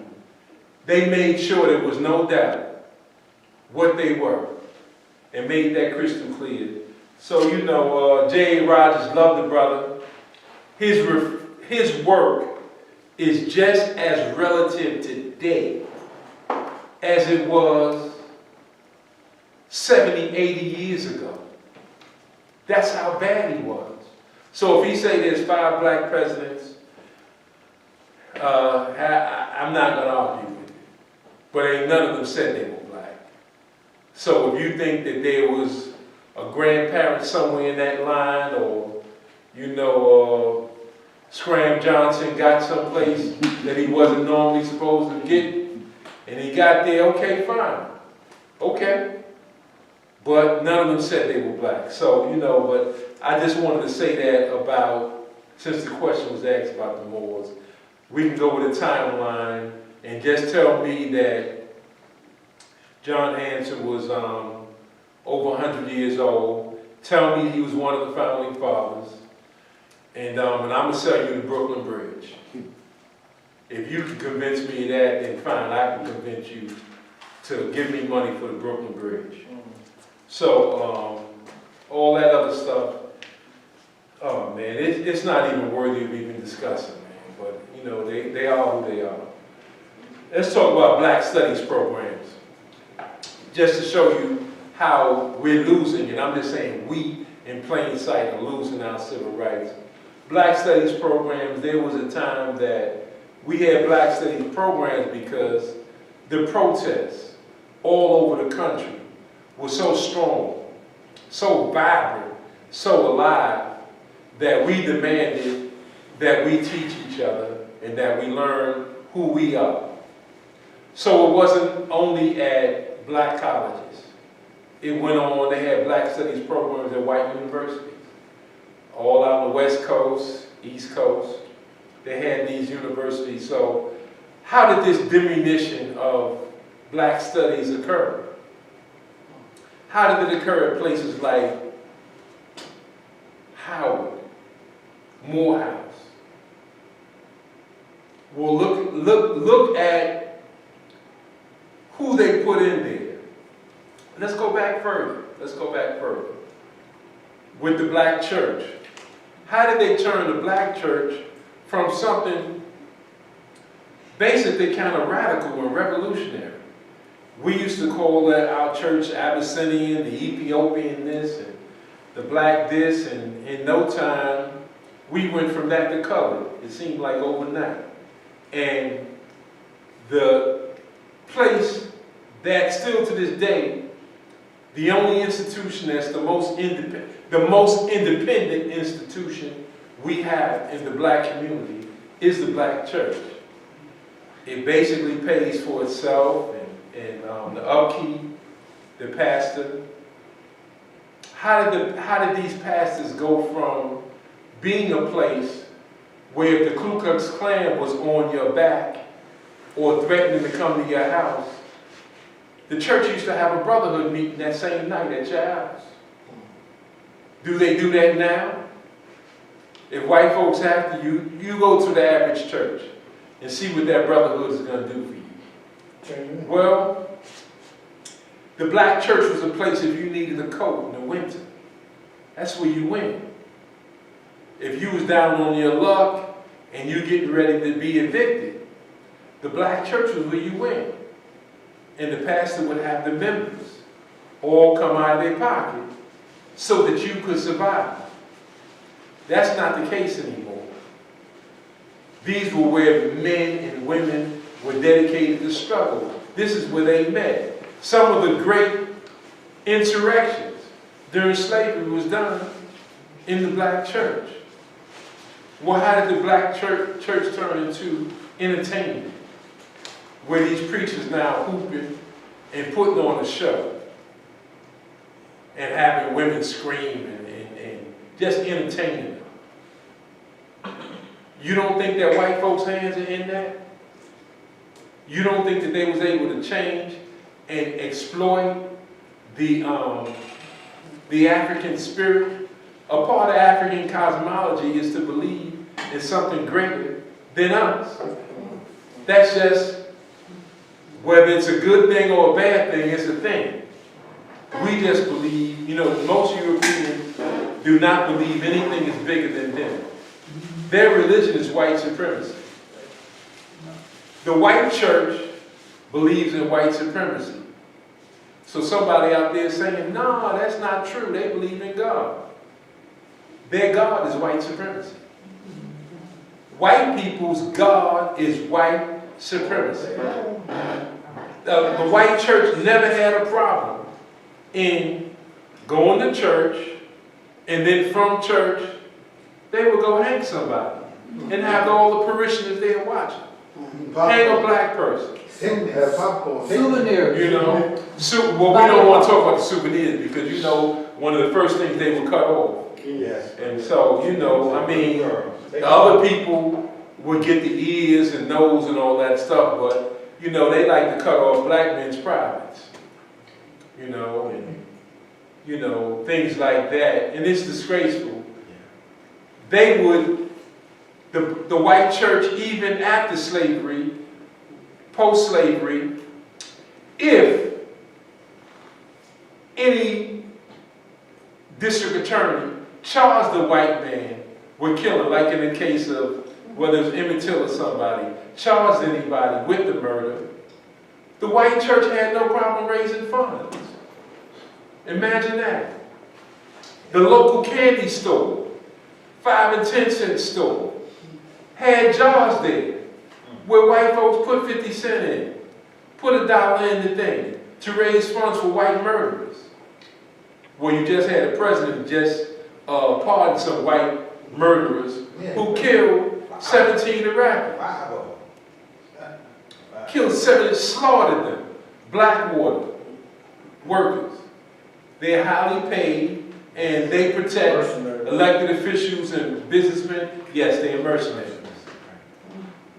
Pardon them, and they killed 17 people, men, women, and children, who was just passing by a checkpoint, and wounded another 14. The American courts found them guilty, and they still got a pardon. But they've always honored their killers. So whether it was, like I said, Emmett Till, whether it was,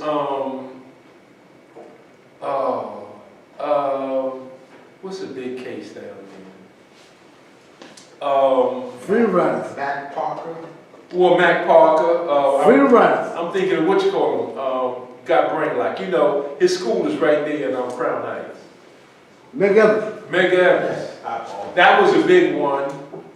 And when you got elected officials that come right there and sit next to and shake the hand of the people that killed them. And it took 33 years to convict Byron D. Beckwood. He was a look, first of all, yeah. 80s when they find him. Look, As soon as he went to jail, look, first of all, 6 months. Byron, look, it took 33 years. Let me tell you something. He did a story for either Life magazine or one of those popular magazines. He admitted that like 6 months after it happened that he killed him. And at that time, in 1963, I'd say at $2,000, he got somewhere between $2,000 and $4,000. That don't sound like a lot of money now, but that was a lot of money in 1963. Is that true? That $4,000 was a lot of money? You can buy a car with that? You know, I don't know how much of a car you can buy now, but that's what he paid. That's what he got for telling them. So he admitted he killed her. That Medgar Evers, he admitted it. He did not go to jail. No, he didn't go to jail. When he was finally charged with it, he was an old man. 2 years ago. 2 years ago they charged him. No, that was about 10, 15 years ago when they did it, but these guys, they were advanced and shortly after they was found guilty, and they were just found guilty of civil rights charges. I think the actual homicide charges, they didn't even give them on that, but they got charged over 30 years later. So they enjoyed their life. So their last few days, that's not justice. To spend that in jail, it's not justice. Was he in jail or was he in the halfway house? I think he was in a jail, but at the end of his life, when he got sick, I'm not sure. Was it his 80s? Yeah, he was old. He was old by then, you know, but he got to enjoy his life. Sure. And he bragged, and he never had to buy another drink in his whole life. Wherever he went, he was celebrating. So, dinner and all that stuff. But, so I'm just saying that in Black Studies programs, mind you, not only were they under attack from within with the actual professors, but they started bringing in an agenda even at black colleges, where they was moving out the strident activist professors, you know, like Dr. J, and bringing in the Skip Gates type, Skip the Truth Gates. So they started destroying Black Studies, and they started bringing in, truth be told, a gay element into Black Studies programs, and made that a part of the program. So you studying everything from gay rights, transgender, all of these things, homosexuality, as opposed to centuries of oppression for being black. And that history. Yes, brother. Those organizations usurp the program. They get more out of the program than the code. Oh, absolutely. As time moved on, it went from 90-10, 80-20 to 50-50, where the program is not a black studies program now. It's black and gay rights. That's more along the lines of the study. What? That's the title of it? Black and gay rights? Well, I won't say that that's the title, but in essence, they have infused gay rights as part of civil rights. I agree with you. So they'll say civil rights, but it's really what they call, what's the term, the fancy term they use? Intersectionality. Wow. Intersectionality. That's the term they use. Aren't they saying that Black Lives Matter has a lot of that too? Yeah. Oh yeah. Black Lives Matter. They started. Black Lives Matter is not a black organization. Black Lives Matter is a white organization because it's financed by whites, and they have put 3 lesbians in charge of the organization. They're well financed. And if you were straight, you will not rise to any real leadership in that organization. So the men you see there are gay in leadership, but but they are led by lesbian women. They are led by, and by no stretch of the imagination can you call that a black organization. And I'm going by what the king of the cats said, you know, Adam Clayton Powell. Adam Clayton Powell said, in order to have a black organization, it has to be black-led and black-financed, and for the purpose of elevating black people to empowerment. That organization is for gay rights. That organization, if you look at their mission statement and look at their statutes, it is based on gay rights. Now they're using the black language, they're using in a perverted way black culture, but make no mistake about it, it is for gay rights. It is to spread the philosophy of homosexuality. As I said, they call it intersectionality, but it's an organization run by various corporations, and I think we know some of the people that are involved with it. Yes, Rob. They turned President Barack Obama away from Africa because he was trying to bring that homosexual type of gay rights thing over there.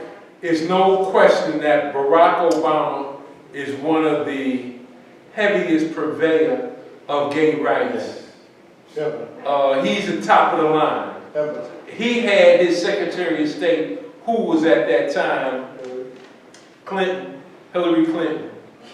She was the one that went throughout the Caribbean, throughout Africa, trying to impose sanctions on those who would not allow homosexuality to flourish.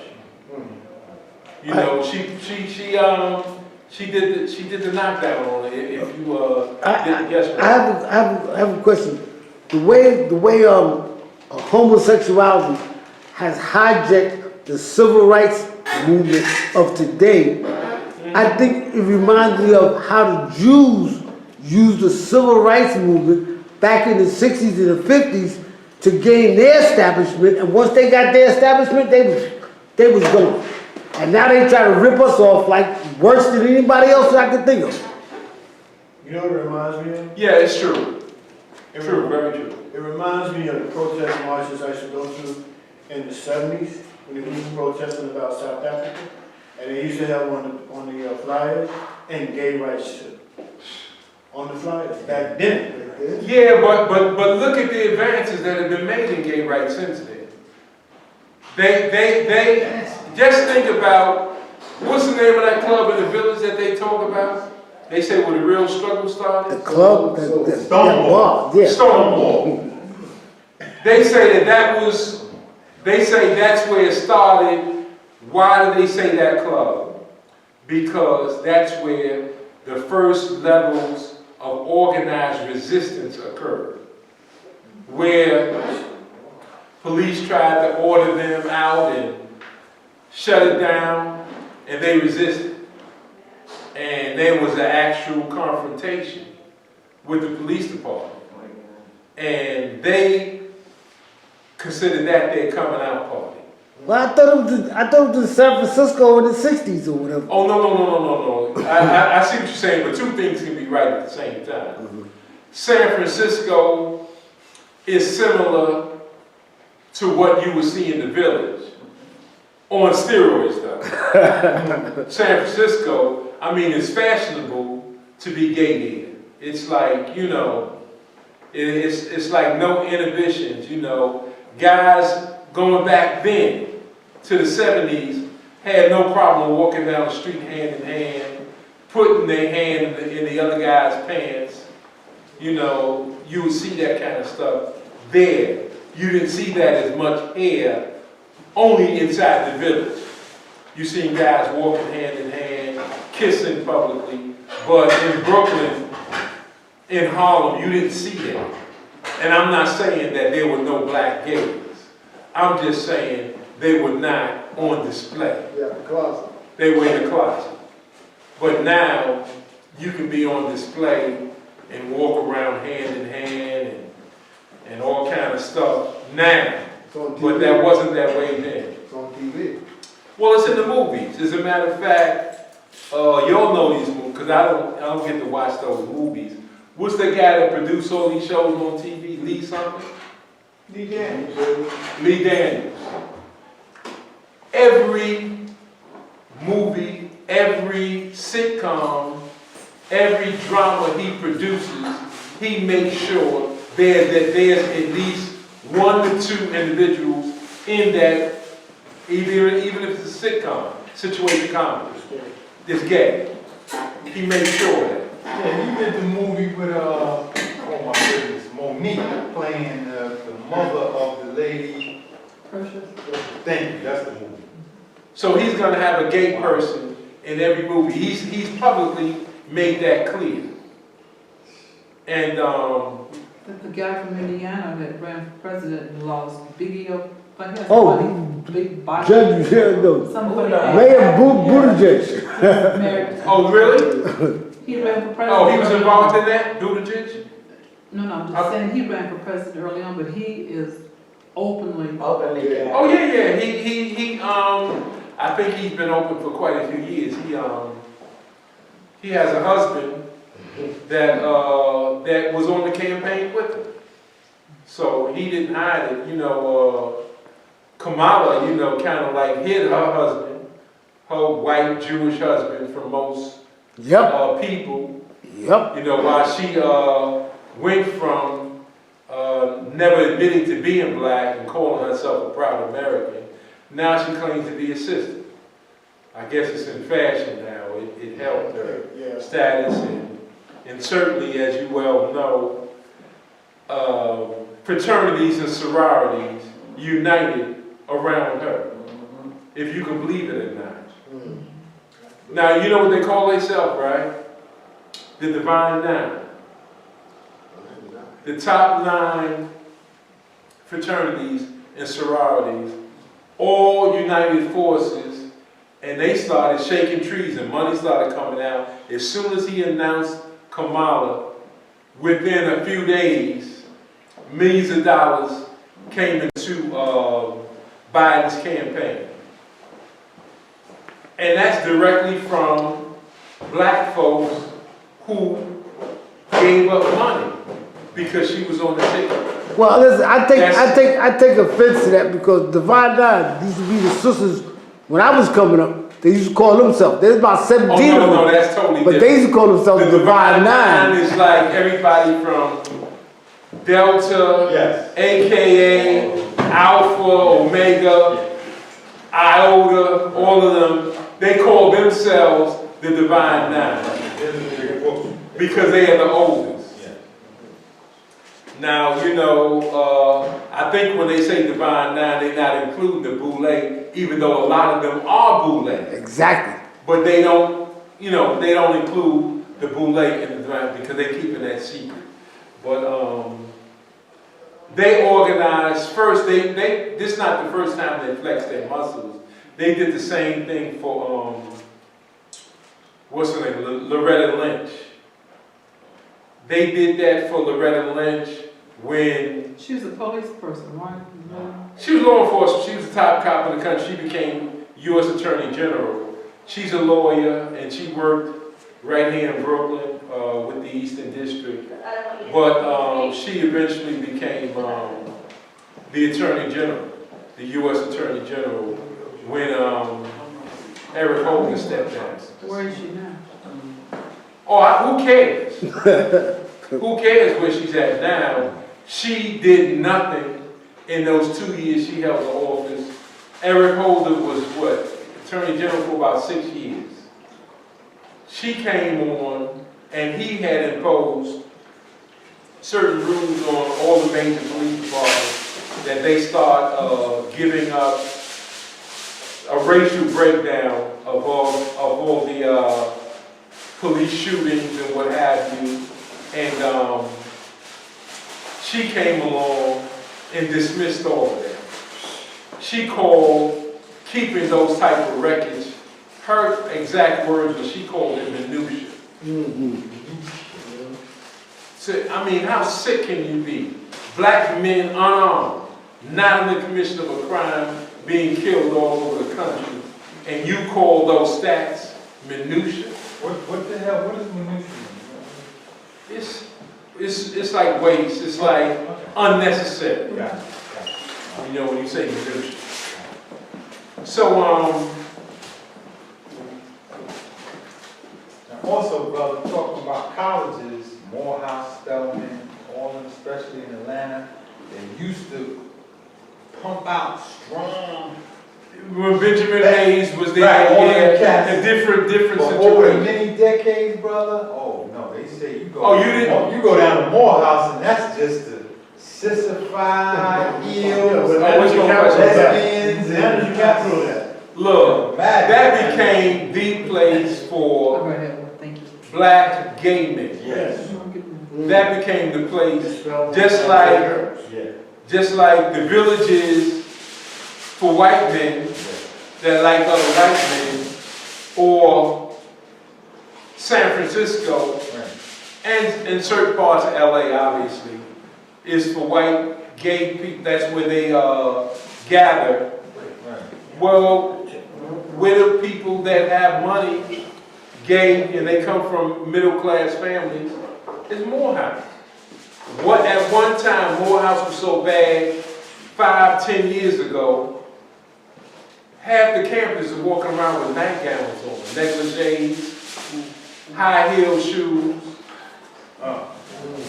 I mean, it became so disgraceful that they started making rules in Morehouse about you can't walk around the campus with a negligee. It got really bad. You know, Dwayne Wade, I think one of his sons just like a girl. Yeah. He does, What's that? Dwayne Wade, former NBA star. I think. Yeah, but I'll just give him the benefit of the doubt. He's a married man, and so he's not observing that lifestyle. But, you know, you're right. I think he has a son. His son wants to be. Magic Johnson has a son. Oh man, my nephew had to tell me about Magic Johnson's son. I said, Yeah. I didn't tell you, showed me. I said, what? Yeah, he dressed like all the appearance of a woman now. But, you know, so I'm just making a point that the black colleges, how are they going to turn out the leaders of the future if they wearing a dress? But like you said, brother, this was all a design Yeah. process. Right. Like, we don't want you to do what you did 60, 80, 100 years ago, putting out that strong. Right. Yeah, they made the We hell. want you to change that up, and that's, I mean, because young brothers and sisters go to both of them colleges and like they know about their history, and then when they get there, they like, what the hell is this? This is antithetical to African culture. Yes, sir. Yes. Now, am I saying that there was no such thing as a gay person in Africa? No, that's not what I'm saying. I'm saying it's antithetical to our culture. Culture is all that we do, why we do what we do, when we do what we do, how we do what we do. It's all encompassing. That's our culture. So it is not a lightweight thing to where you're supposed to be representing the culture.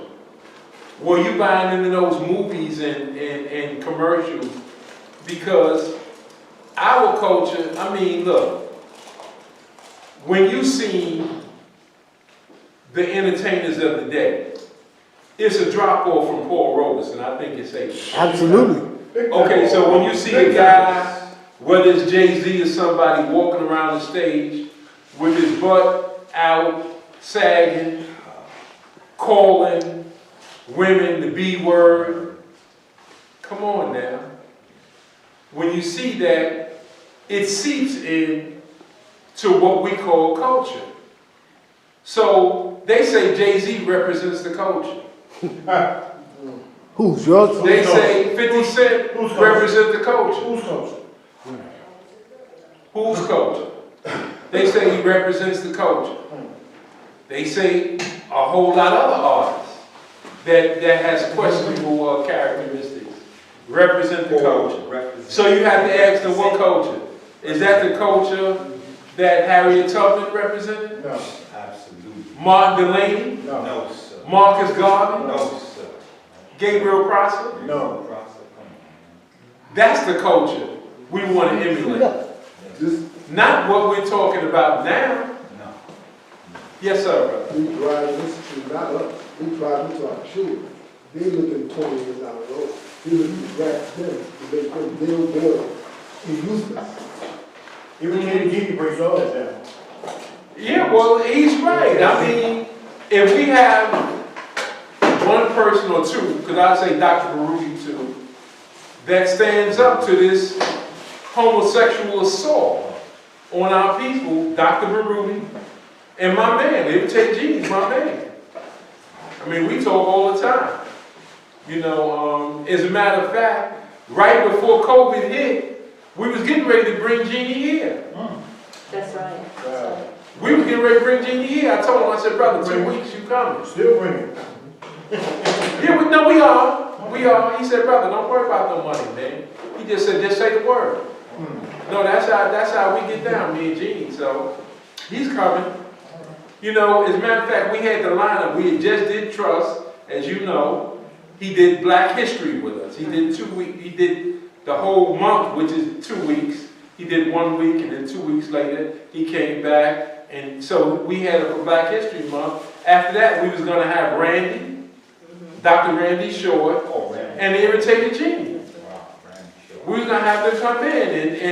And Genie said, brother, don't worry about the money, man. Just, you know, I'm coming. So whatever he normally charges, he wasn't going to charge. He's going to come here, you know. We was going to give him something. You know, we don't raise a lot of money here, but we was going to give him something. You know, on Facebook, you see a lot of athletes, black male athletes and entertainers with dresses and heels on. I mean, football players is built, walking down with full knees, everything. Did you see that 30 years ago? Nope. No. Then is it safe to say there's a diminution among our men? Right there. I'm just saying, and that's why I'm not, the civil rights I'm talking about is things that we let go in plain sight. Whether it's African studies, whether it's the black church. A pastor's supposed to be the leader of men. A leader of men, not an entertainer of women. A leader. Let me say. So the church, black studies, they're not what they were before. Our black attorneys are not. That's why I intentionally had you name the black attorney. Listen, listen, Mike, I agree with you 1,000%. There used to be a time when you see a black person on TV, you used to say, yo, turn back that channel. Let me see what that was. Now it's so diluted that we everywhere, and this is producing everything. We talking about everything. So whatever, it's like, it's common. If you don't see a black person on TV, there's something wrong with that. Right. You understand? But before you speak, what? Turn back, you see a channel, you see a black person. It was the time There when was you. another of excitement. When the Temptations were on, or come on. Diana Ross, or you see James Brown. somebody, James Brown, you say, oh man, you tell everybody, so and so was on. Not now, but with culture, this is what Sekou Touré said. Every society has a culture, and every culture has a value in civilization. That's Sekou Touré, one of our most revolutionary Pan-Africans you want to meet. That's what he said. What about Del Jones? Del Jones said culture is everything. Culture is everything that a people do, why they do it, when they do it, and how they do it, and everything falls in the realm of culture. So we have to watch these things we do. You can't emulate what you see from Jay-Z and other rappers. No, You can't emulate no. Snoop when he walks on the stage and he has two sisters on a dog chain. No. You can't emulate that. That's not our culture. No. That's sick. That's debauchery. That's not us. Black entertainers, like I said, how do we go from a Paul Robeson to what we have now? And they claim this is culture. Movies. We call them black movies when we see black actors in it. They're not black movies. It just has black actors in it. Those are white movies. When you see Step and Fetch It, is that us? No. Rochester, Mantan, and all of those, you know, all that. Hold on, feet, they get scared, their eyes get big, their hair go up in the air, and they say, hold on, feet, I'll tell you when to start moving. That kind of silly stuff. Showing the black man afraid of everything. Afraid of ghosts, shadows, and anything. And so, big lips and all that other stuff. So, that's not a black movie. A black movie has to be a movie that's financed by us. I mean, the best movie I've ever seen, it's hard to say, I've seen a few good movies, but Black Panther is the best movie I've ever seen. Do you know Ta-Nehisi Coates? When he wrote, they had asked him to write a script. In the script he wrote, they were saying that he wanted Black Panther to be presented as a gay man. Ta-Nehisi Coates. Well, look. Yeah, I've heard him say some questionable things. Yeah, and I heard and I heard those arguments, about Black Panther being too masculine. Yeah. And I don't know how you can be too masculine, Me neither. especially in these days. How can you be too much of a man? Well, there was also Bobby Seals in Chicago 6. They wanted the black women to show in Black Panther to be lesbians because they were strong fighters, they were fierce fighters, and it was a sister actually in charge of the internal security of Wakanda.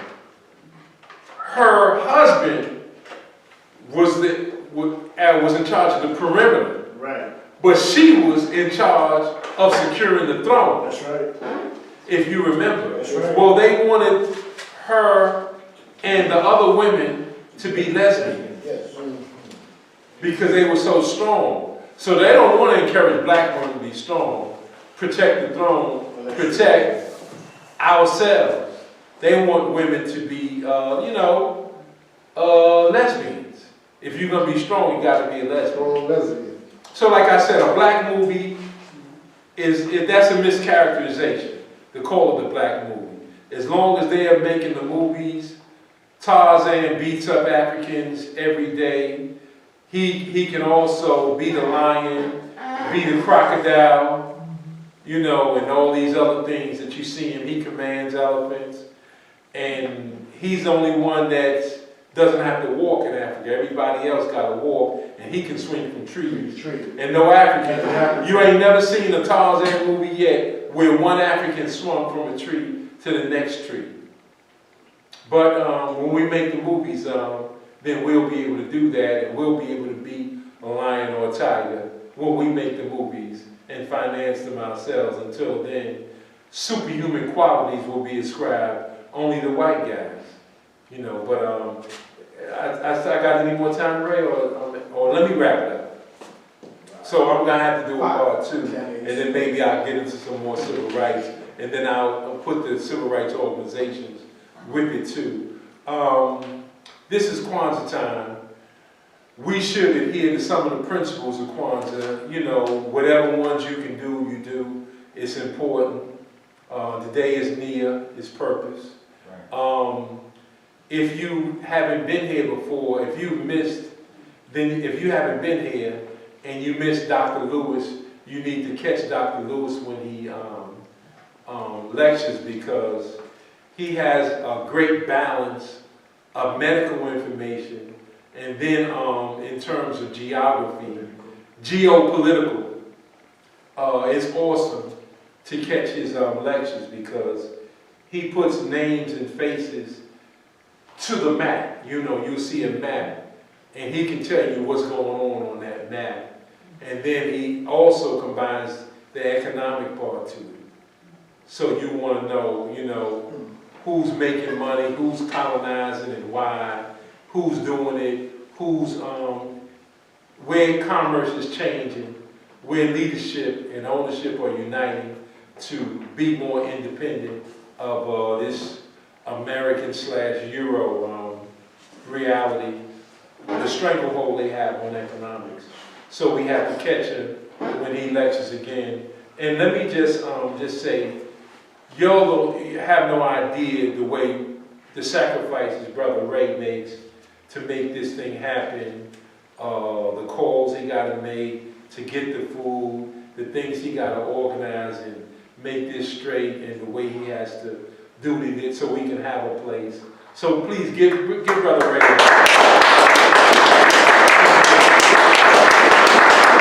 and we got to get used to honoring ourselves. Sure. You know, we have to do that because we're so used to honoring others and standing up when white people walk in and doing and honoring their hero.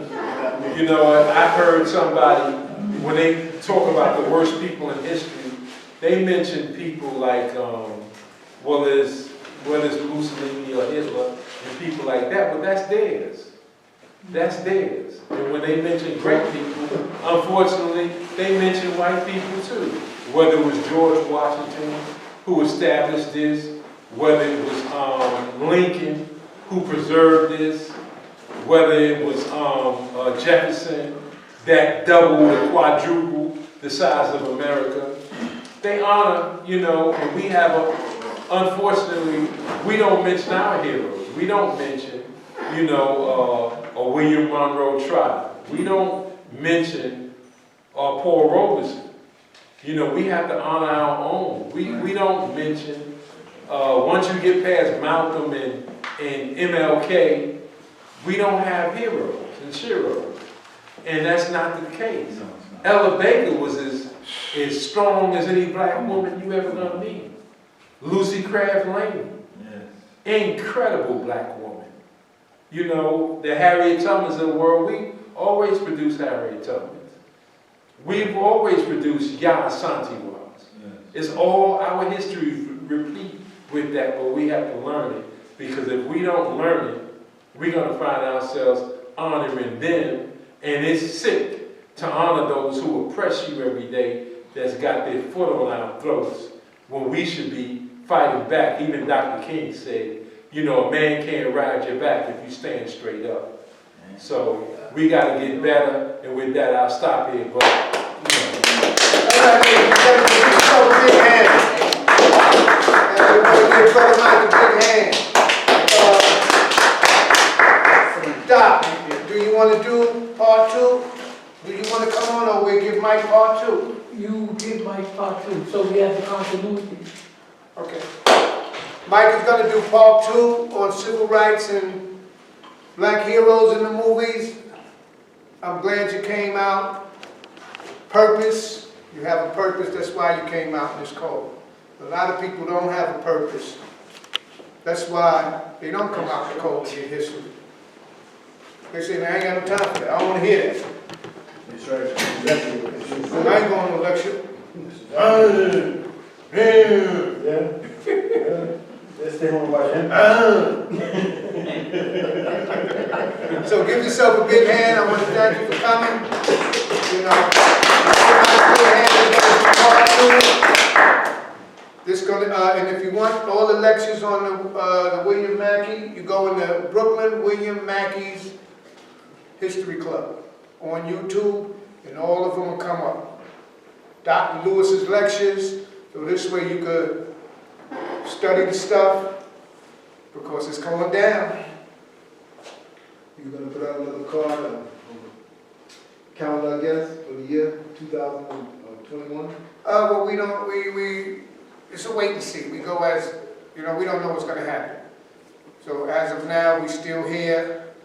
We still got people coming, and I'm gonna break my back to keep this lecture series going in honor of Mackey, in honor of Leola Maddox, who drove an old car, worked 2 jobs, Yeah.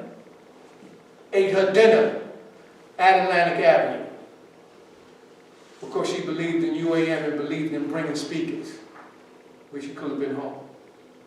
An old car. That's why we do it. And just like Mike said, the genie's lecture on who tried to steal Trump election, I could just imagine the research he had to do. I can imagine the research Dr. Lewis has to do, family. Dr. Lewis makes charts. He sits down and makes charts.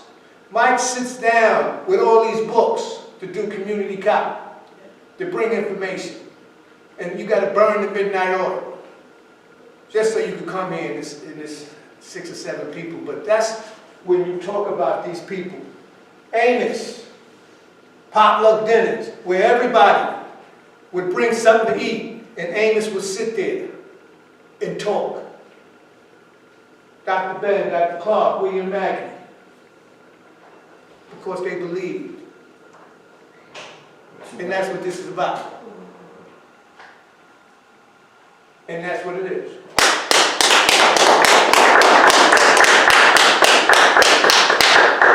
We're ready to be left out.